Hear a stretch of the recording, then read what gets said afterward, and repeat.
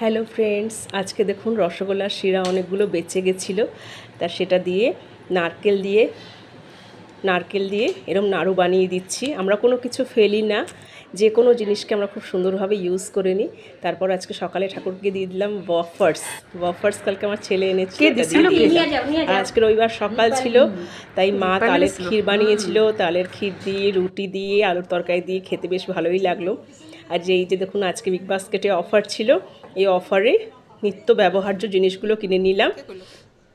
তারপর এই যে আজকে এই অফারগুলোও ছিল, এই অফারগুলো বিগ বাস্কেটের ছিল, তাই এগুলোও কিনে নিলাম। বিস্কুট বাড়িতে এমনিতেও ছিল না। তারপর এটা ছেলেকে আজকে টিফিন বানিয়ে দিয়েছিলাম, আলুর দম আর দই বড়া। এটা আমাদের উড়িষ্যার একটা বিখ্যাত খাবার, এটা বানিয়ে দিয়েছিলাম।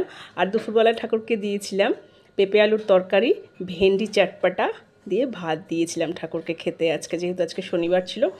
আর এই যে তালের বড়া মা ভেজেছিল, দারুণ হয়েছে খেতে। এখন তো ভিডিও এডিটিং করতে করতে আমার মুখে জল